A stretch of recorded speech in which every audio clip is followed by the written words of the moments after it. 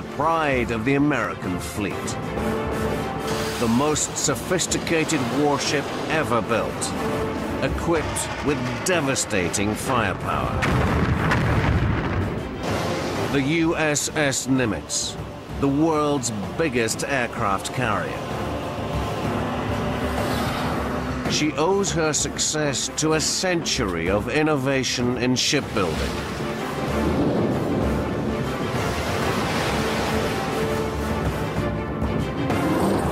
There have been 7 key stages in the development of aircraft carrier design, and 7 key carriers.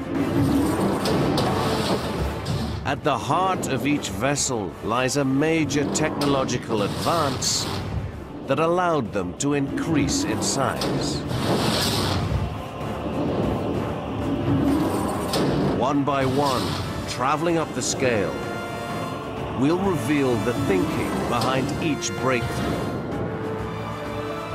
7 ingenious leaps from big to bigger into the world's biggest.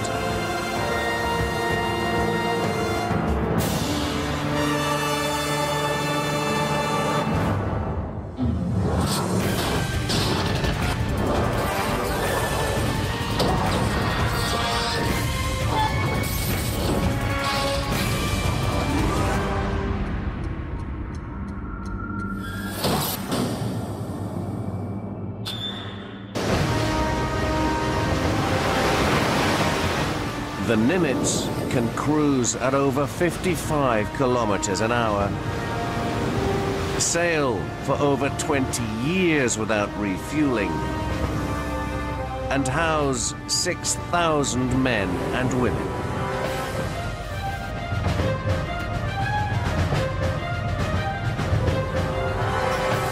She can detect threats over 500 kilometers away and launch a supersonic fighter every 20 seconds to intercept them.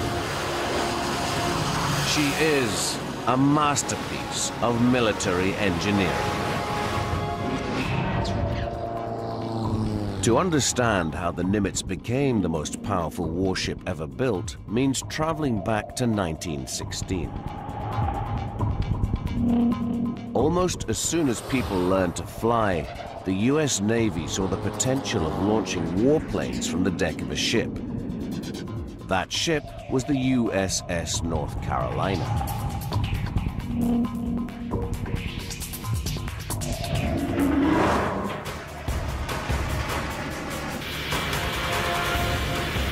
Reaching takeoff speed requires a long runway.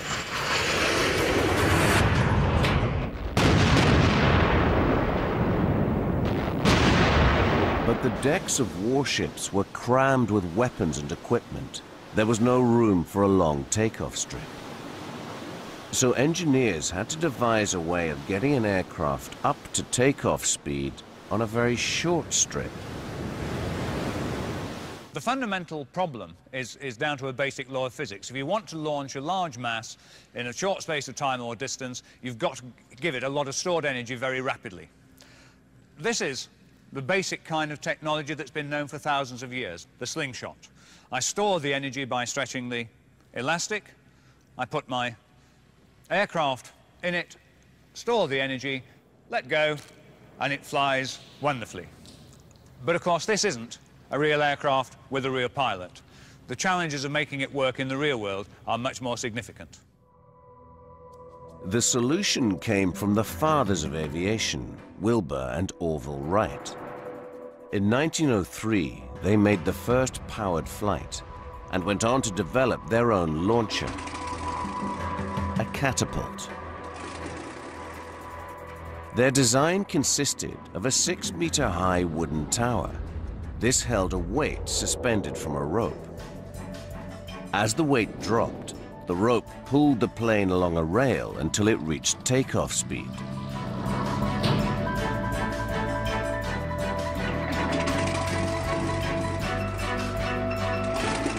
The Wrights offered their launching system to the US Navy.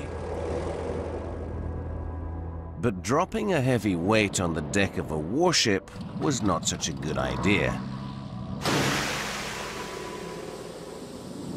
The Navy went back to the drawing board. So they came up with a better idea. Another form of stored energy on board was compressed air, installed in warships for things like launching torpedoes and so on. Compressed air can be released and give thrust. So in a simple way, we can use compressed air to release an aircraft from a warship. In 1916, the US military tried out the idea on the battle cruiser USS North Carolina. Engineers built a 30-meter steel track at the stern of the ship.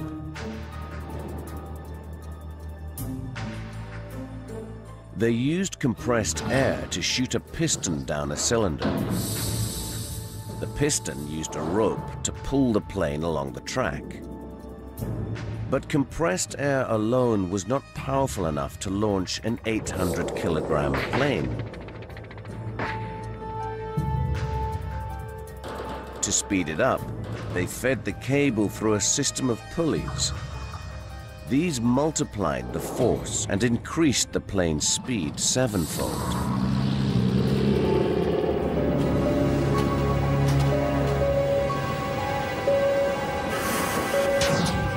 The system took years of trial and error to perfect. Before this invention, the might of a naval power had been measured by the size of its battleships. But now, the flimsiest biplane launched from a carrier could sink the biggest warship. The aircraft carrier had come of age.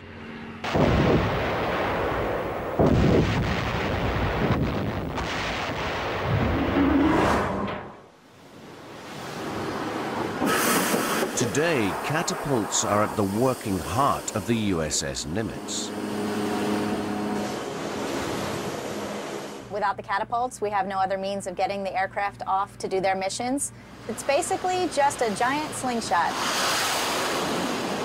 It's the task of the shooter to tune the catapult to launch aircraft of different sizes. As a shooter, my job is to take the weight of the aircraft and the wind that we actually have over the deck and use that to determine a setting that we put into our catapult system to shoot it off the front. Lieutenant Kozlowski adjusts her catapult to launch a series of F-18 fighters. Each catapult has enough muscle to throw a Land Rover a kilometer. The secret of its power lies hidden beneath the deck. Instead of complicated pulleys and wires, the Nimitz has a pair of cylinders slung below its runway. Inside these cylinders are pistons. The pistons connect the plane through slots at the top of each cylinder. They fill the cylinders with pressurized steam, which shoots the pistons and the plane forward.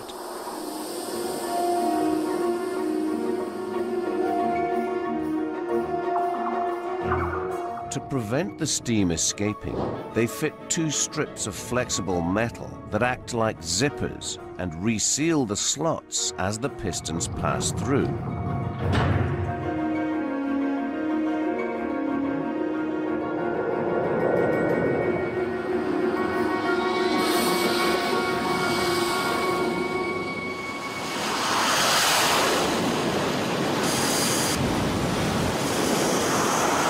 They'll salute us before we send them off the bow, telling us that they're ready to go. And then we'll hit the fire button.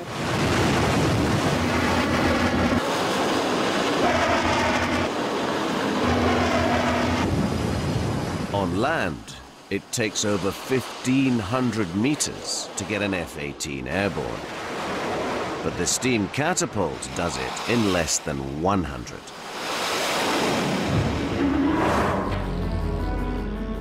But in 1916, the USS North Carolina had a huge drawback. No deck for her planes to land on. So they had to land on the sea and then be winched back on board again.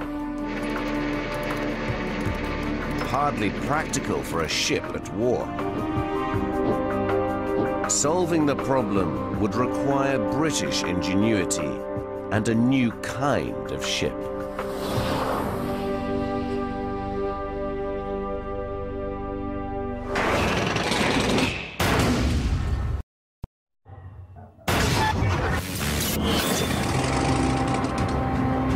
In August 1917, Royal Navy pilot Edwin Dunning attempted the first landing on a moving ship. The obstacles he had to negotiate included the ship's central bridge and funnel, known as the superstructure. In a truly audacious move, Commander Dunning swooped sideways in front of them and landed on the front deck. 5 days later, he tried to repeat his trick, but as he touched down, the engine stalled and he lost control of the plane. The deck crew tried to grab the powerless aircraft, but strong winds blew it over the side. Dunning was knocked unconscious and drowned in his cockpit. Commander Edwin Dunning proved that a deck landing was possible, but it had cost him his life. Making the deck safe for landing would mean redesigning the ship's superstructure, the obstacle that had blighted Dunning's approach. One proposed solution was to split the superstructure into two parts, moving them either side of the flight deck. But the gap between the two blocks was hardly wide enough to allow a plane to land, and the designers feared this would unnerve their pilots. They considered removing one of the blocks. Not such a good idea. The Royal Navy searched for a way to offset the weight of the block they now called the island, to correct the ship's balance. They tried filling the port fuel tanks whilst leaving the starboard tanks half empty. But as she began to run out of fuel, the ship started to list again.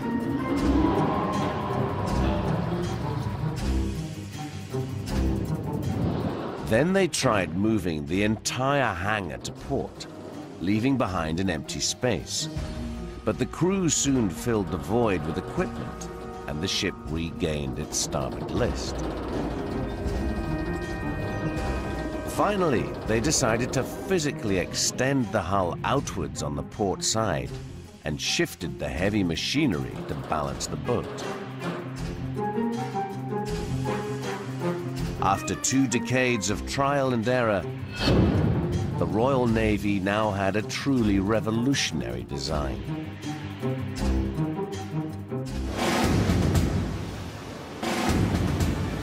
HMS Ark Royal was launched in 1937. She was the mother of all modern carriers. Her island sat on her starboard side, making space for a long, clear flight deck. Her layout provided the template for every carrier to come, including today's Nimitz. The flight deck of the Nimitz has been called the most dangerous workplace on Earth. Here, the deck crew must dodge wings, blades, and jets as they fuel, arm, and park the multi-million-dollar warplanes. Turning starboard, heel to port. Watch your moves, watch your step. Engineers mirror the layout of the flight deck in miniature to keep track of the comings and goings of each aircraft. On L1, 404, we'll take him back to L4 and we'll stuff the hole right there. It's literally nuts and bolts technology. This is the Ouija board. This is a miniature version of the flight deck, and these little plastic pieces that we have here keep track of aircraft that we actually have out on deck. Now these nuts and bolts, they represent different things. This means that it needs an aircraft that needs to be turned, its engine's turned, and then this one means it needs fuel. It helps us keep track of everything going out on the flight deck since it moves at such a fast pace out there. They're constantly updating this board. Got to get him out. I got to clean up L4. I've got to drop this guy down off into the hangar. And if you want, you can put 203 on the elevator. It really doesn't matter to me. This is always reliable. If we have a power outage, I could always rely on this being up and running. Hey, before you put something in L1, make sure it's got missiles on it, right? The Nimitz can operate more aircraft than any other carrier in the world. Up to 90 warplanes. In 1938, the biggest British carrier could only handle about 50 aircraft. American admirals wanted to double that number. But there wasn't enough room in their hangar to store the planes, even with their wings folded.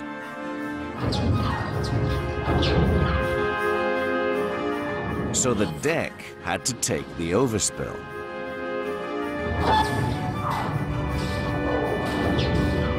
This was potentially disastrous if an aircraft misjudged its landing.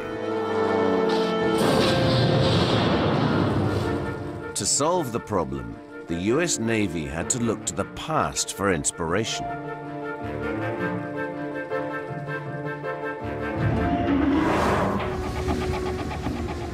From the time of the earliest carriers, engineers had experimented with ways of slowing planes down by snaring them with so-called arrestor wires. Well, the earliest systems consisted simply of ropes attached to pairs of sandbags. And the aircraft would come down and engage this rope, but of course one set of sandbags was not enough to stop a heavy aircraft. So as the aircraft proceeded down the flight deck, it had to engage successive pairs of sandbags until there was enough resistance to stop the airplane. This simple system, of course, was nowhere adequate for high-performance aircraft, so other more complex systems had to be developed. On the USS Hornet, they had to stop a heavy warplane landing at over 135 kilometers an hour in just 45 meters. This is how they did it. As a plane lands, a hook on its tail snares a wire and pulls it forward. Beneath the deck, this action forces a ram into a cylinder filled with fluid. The plane's momentum is dampened as the fluid is squeezed up a tube and through an opening made ever smaller by a closing plunger.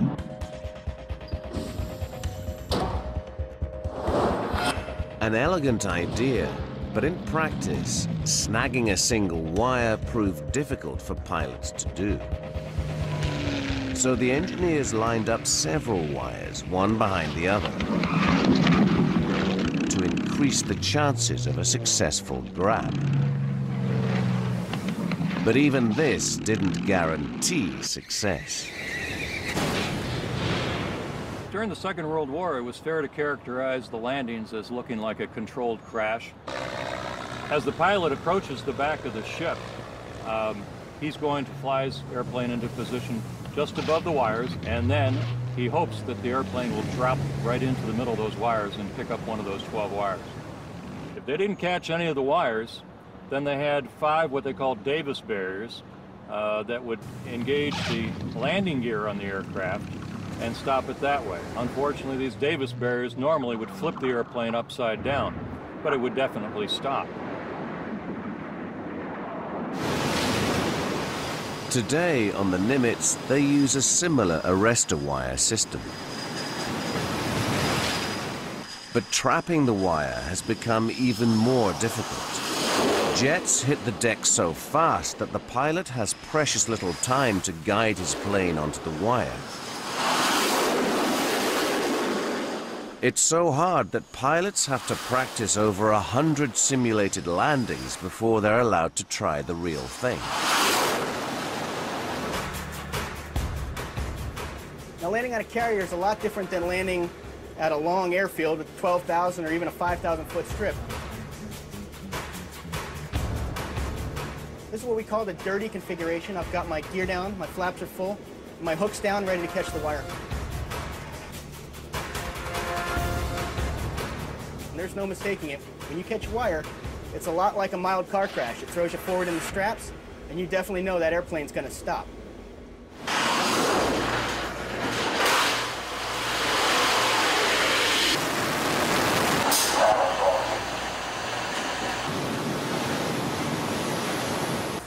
The jets landing on the Nimitz push its arrestor system's braking power to the limit.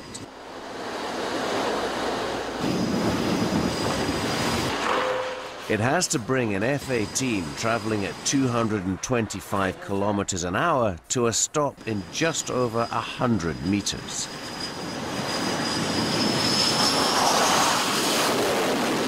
About the length of a football pitch. The quality of each landing is assessed by senior pilots standing at the stern. We will grade them on their start, the in the middle position, at the in close position, and then again as they cross the ramp. And then the grade goes into an overall grade point average for how everybody's doing. Every pilot in every squadron thinks they're the best. Definitely me. Yeah, it's this guy. Who's the worst pilot? That guy. The arrestor wire allowed planes to land safely on a crowded deck. But during World War II, the deck itself became a target for enemy bombers.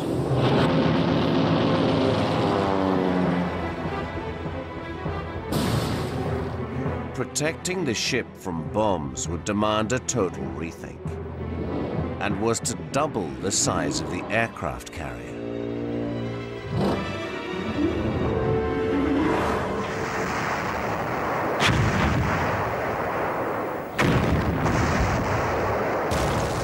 June the 19th, 1945, a naval catastrophe.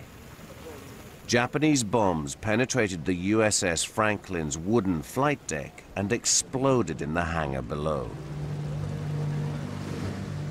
724 American sailors and airmen were killed.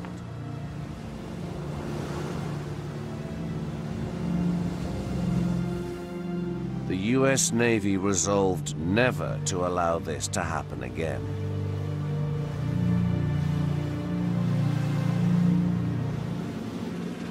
They decided to protect the crew by replacing the wooden flight deck with armored steel.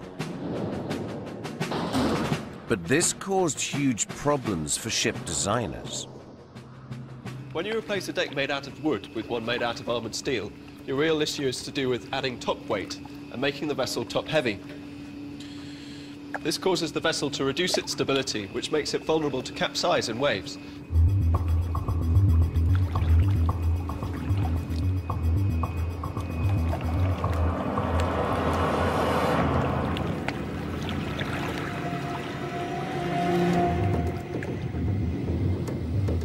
To make the ship more stable, the hull has to be made wider. But a wider hull meets more resistance than a thinner one and impedes the ship's movement through the water. To restore speed, they had to make the hull more streamlined. This made the ship longer, but also heavier.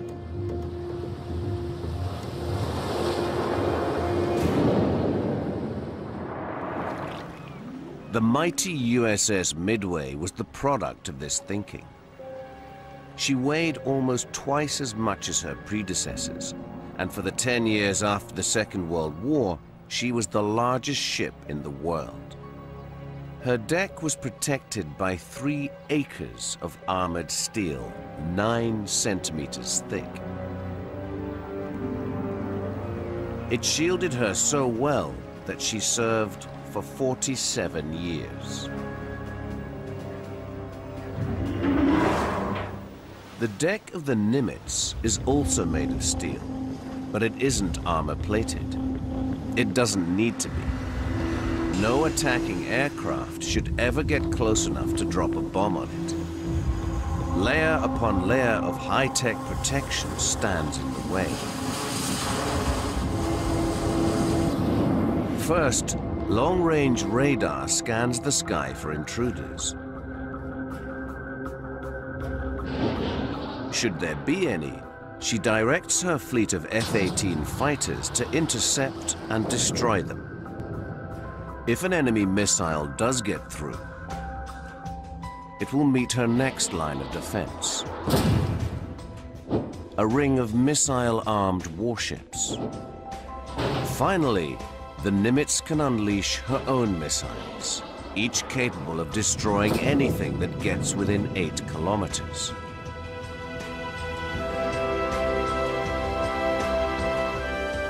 These defense systems are operated by the tactical team from a bunker deep within the Nimitz.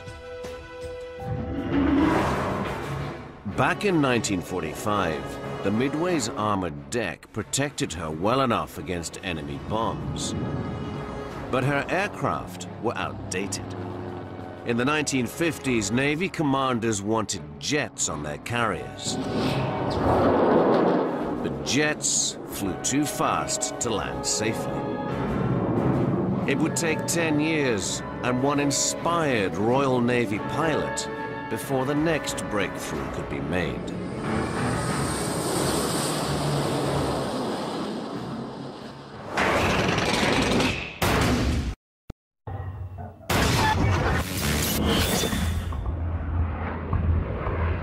In December 1945, a jet managed to land on a carrier for the first time.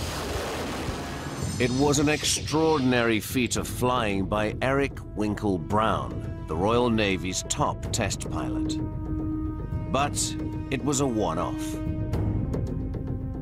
That aircraft there is the aircraft that Winkle Brown landed in December 1945 and made carrier aviation with jet power fundamental to any modern navy. It also identified that there were a batch of new problems to be resolved. The main problem was that fast jets also had to land fast. This left their pilots less time to find the correct angle of approach. If they came in too steep, the aircraft would hit the deck too hard. But if their approach was too shallow, they risked clipping the stern of the ship.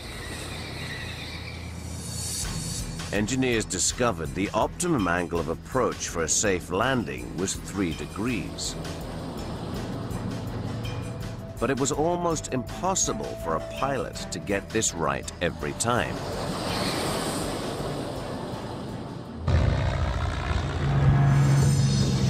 In slower propeller planes, pilots had time to respond to instructions from a man on the flight deck who used paddles to help guide them down. Former Royal Navy pilot Nick Goodhart explains how it was supposed to work. So we're curving in, and he thinks I'm a little bit too high, so he makes a signal. And I say, ah, yes, a little too high, and I throttle back just a little bit and descend a bit, and then he said, no, no, no, too low.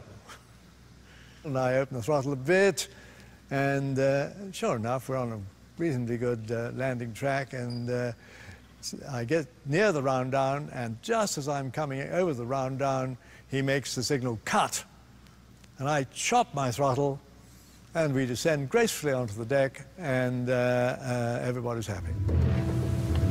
At least that was the principle.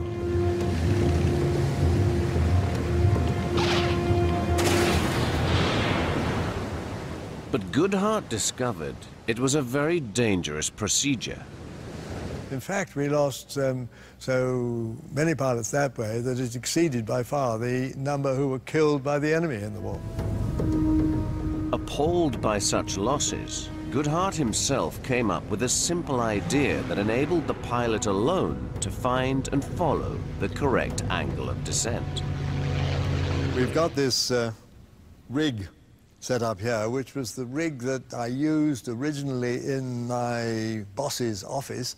I set up a mirror, which I had borrowed from his secretary, on the carrier deck there, and that mirror has a line across it made out of lipstick to mark its middle.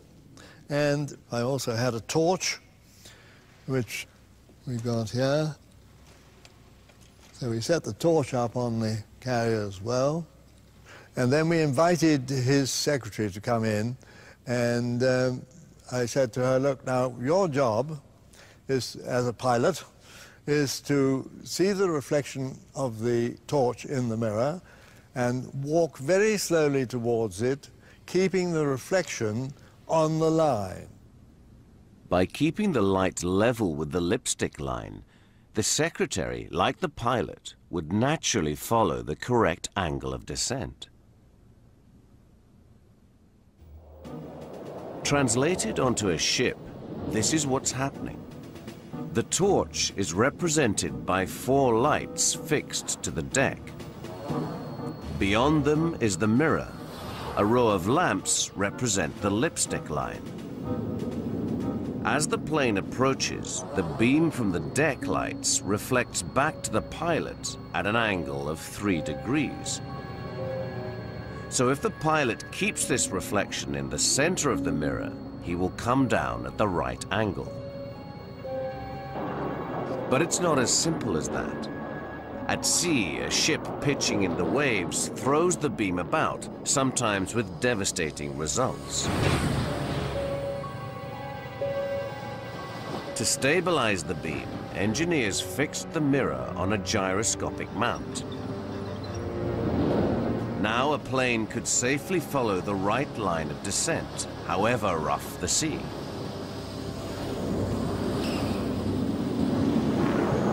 This British invention was so good that the American Navy immediately appropriated it. And in 1955, their brand new supercarrier, USS Forrestal, put the ingenious device into practice. It allowed a whole new generation of supersonic fighters and nuclear-armed bombers to land on her decks safely.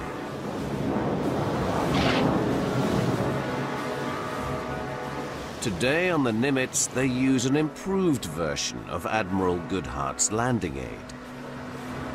Pilots call the central lamp in this row of lights the meatball. It is fitted with a special lens so that the approaching pilot can only see its light when he lines up his aircraft to come in at the correct angle. The system stands up well to the demands of modern warfare and its frequent night operations.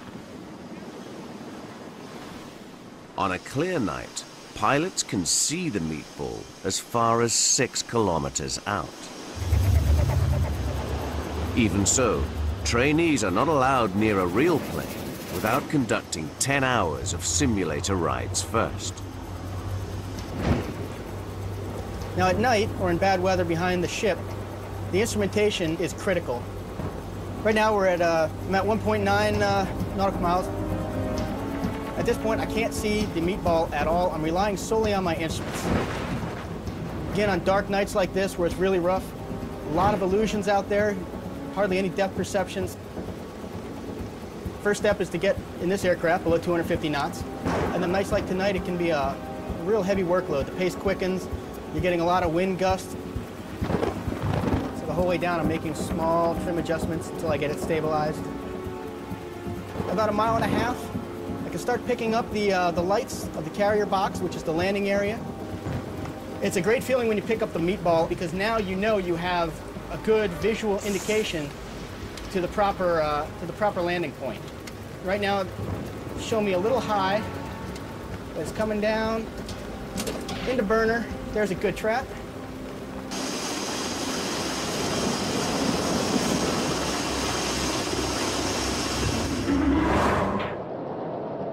The mirror landing aid allowed the Forrestal to carry the world's fastest Navy bombers. But as a fighting ship, she had a severe limitation.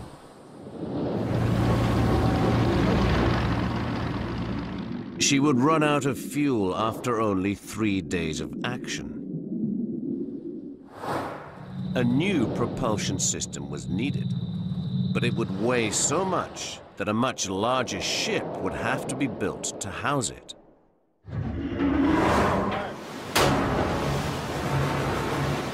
This is the start of a dangerous operation for any carrier, refueling at sea.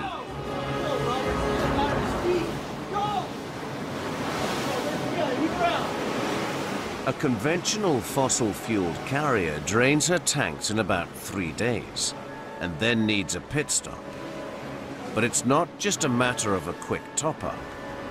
First, the crew has to use a pilot rope to pull across the fuel line.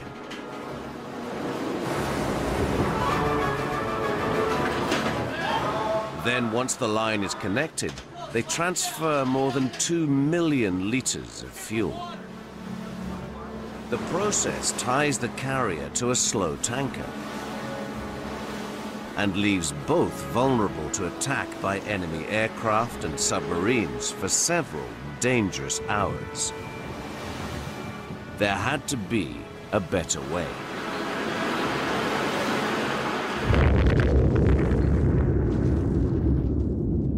One solution: harness the colossal energy released by the splitting of an atom to produce nuclear power. Scientists discovered that firing particles at atoms of uranium loosens the bonds that hold their tiny components together. A chain reaction in a nuclear power plant in the bowels of the ship triggers a massive release of energy in the form of heat. This heat can then be used to generate steam.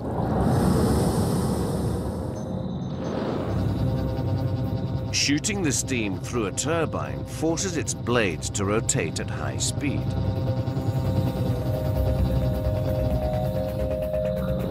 And transmitting this movement through a set of gears generates enough turning power to spin an enormous shaft attached to a propeller. 4 of these propellers together have the power to push 91,000 tons of metal through the water at 55 kilometers an hour. But nuclear power came at a price.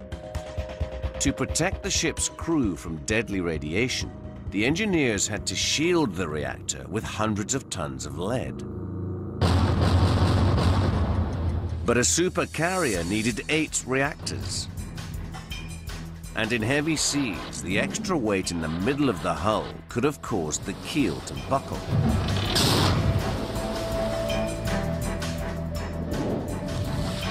So they strengthened the keel with a honeycomb structure of steel cells. These took the weight of the reactors and led to the birth of the largest carrier the world had ever seen. The USS Enterprise took to the sea in 1961. Her 8 reactors made her the largest nuclear power facility in the world, able to generate enough electricity to supply a city the size of Leeds. And she had one colossal advantage over conventionally powered carriers of the day. She could sail for 3 years without having to be refueled. Today, a Nimitz-class supercarrier only needs to be refueled once every 20 years. And just 2 modern reactors supply her with all the power she needs. The space that once might have been used to store fuel for her engines is now used to store fuel and ammunition for her jets. Her reactors send electricity down 1,500 miles of cables to support this city in the sea. 6,000 heads lie on 14,000 pillowcases between 28,000 sheets. Each day, cooks prepare 18,000 meals from their supply of 120,000 eggs, 15,000 kilos of potatoes, and 11,000 kilos of meat. But it can be a lonely place. The worst thing about it, being on the Nimitz, would probably be being away from family. Being away from home. It's the same day over Groundhog Day. Every day is Groundhog Day. We always joke about it. Every day's Monday. The camaraderie of the pilots out here is probably the only thing that makes it so you can survive with your sense of humor and with your sanity. Over the past 30 years, this floating community has demonstrated its prowess by delivering air power straight to the heart of the enemy. The Nimitz was commissioned in 1975. She proved so successful that the US Navy would want 9 more like her. But it took a long 7 years before the first one was built and ready for service.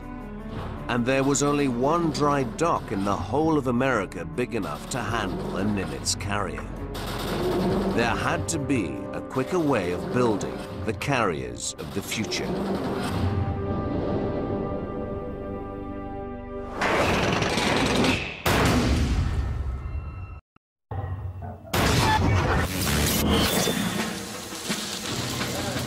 Until 1981, the US Navy constructed their carriers like office blocks, building from the bottom up.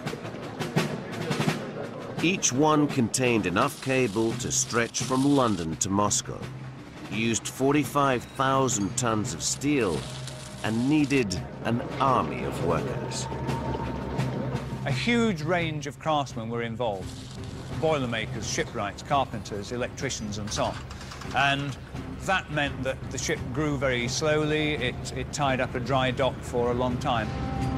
In the congested compartments, the electricians got in the way of the plumbers, who got in the way of the welders. That's why it used to take 33 million man-hours to construct a carrier.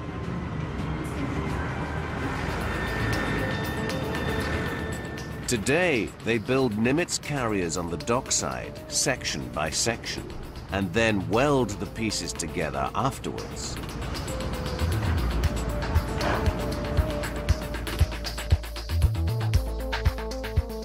The specialist trades take turns fitting out each module with its cables and electronic systems, its bulkheads and passageways.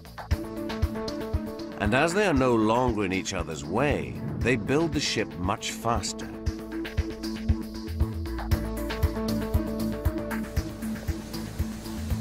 A job that once took 3 hours to do in a traditional yard now takes just 1 using the new modular method.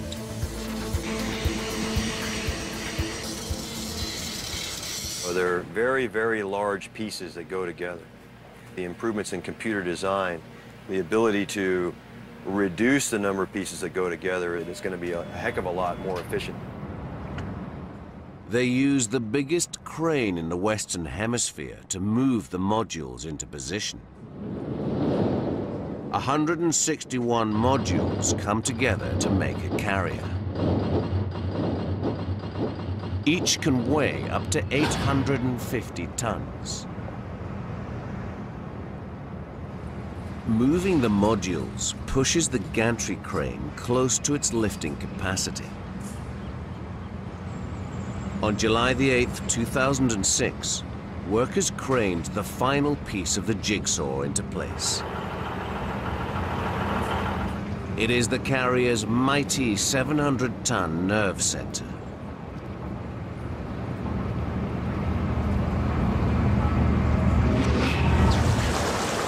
Finally, after 3 years of construction, the shipbuilders flood the huge dry dock.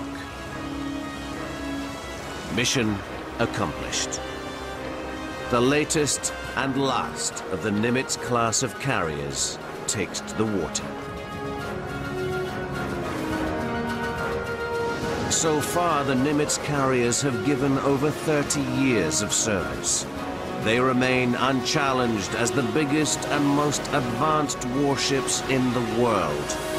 That is, until someone builds a bigger one.